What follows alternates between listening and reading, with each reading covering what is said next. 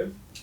Coach Vanderslice, you've had a very successful season last year, coming second in the regular season and winning your first Peach Belt tournament title and the first for USCA since 13-14. How do you reflect on that now? That's a good question. I think reflect can be a dangerous word. I think reflect is an appropriate one, but if you're not careful, it turns into dwell, and then it can slowly turn into comfortable, right? So we won. If we're reflecting, we're appreciative of what we accomplished last year. But reflect, that's where it needs to stop. After that, it's beyond it, and we're dwelling on it, and we don't want to do that. And that's kind of been a conscientious effort for us as a program, is to say, yes, we won last year. We won a conference tournament, but that was last year. We have a new team. We're ready to hit the ground running, and that's the more appropriate way to focus is in the present and staying in the now and winning the day and being right here where our feet are.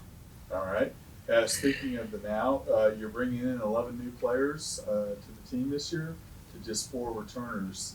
Do you see more challenges or opportunities with such a big incoming class? Well, I mean, right, it's both, but I would say some of the challenges are with a brand new team. We have 11 new guys.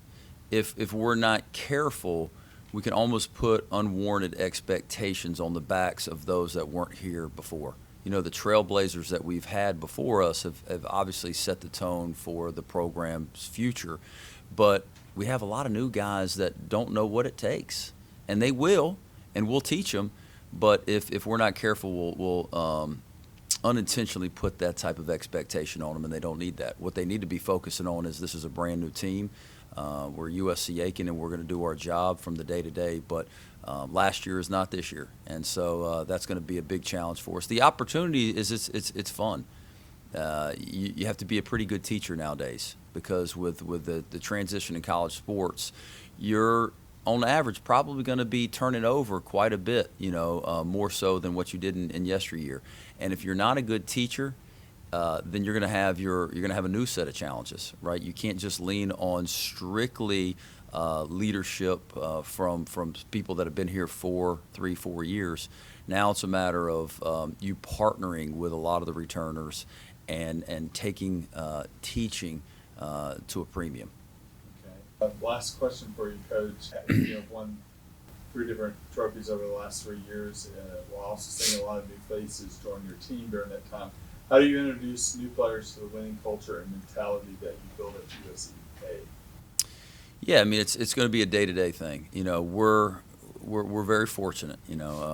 Bird to the left of me, he's one of 4 returners, and so we've made a conscious effort to make sure that they're starting every drill, starting every conversation.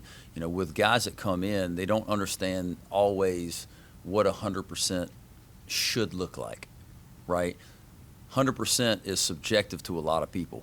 It is, whether a lot of people believe it or not. 100% to some might not be to the standard of 100% for us. So we want to make sure guys like Bird and some of our returners step up to the plate, show our younger underclassmen and newcomers. They might not even be underclassmen, but newcomers what it means to be at a championship level.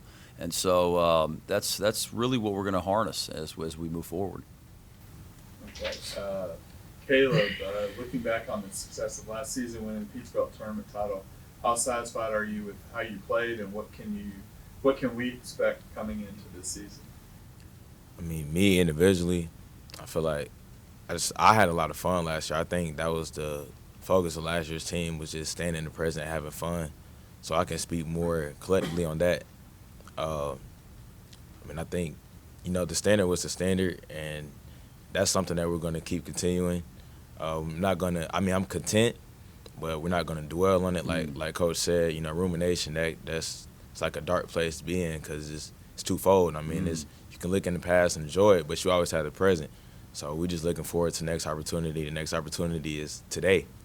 It was this season, but we have telescope and microscope goals, and we're just taking it day by day. Okay. As y'all both talked about, with so many new faces joining the team, what is your role entering the new year? My role, definitely being more of a vocal presence this year. I feel like we had great leadership last year in Jalen McCoy, Rajon Blackwell, Simeon German. But I also feel like everybody had a voice last year. I think last year's team, we knew what we were trying to accomplish. So this year, just taking on more of those leadership responsibilities. Coach was talking about it with me. It's just being a leader is just a lot more accountability, more responsibility, and it's just how can I make somebody better. So that's going to be the biggest thing for me this year is just making sure that I make others better in my servitude and solitude. Okay. And last question for you, Caleb. What are your goals for this season, both for yourself and for the team? For myself, I mean, it's always good to have goals. You have to have something to look forward to. So I would say, things like all conference. Just I don't really have too many goals. I feel like, like I said, all conference.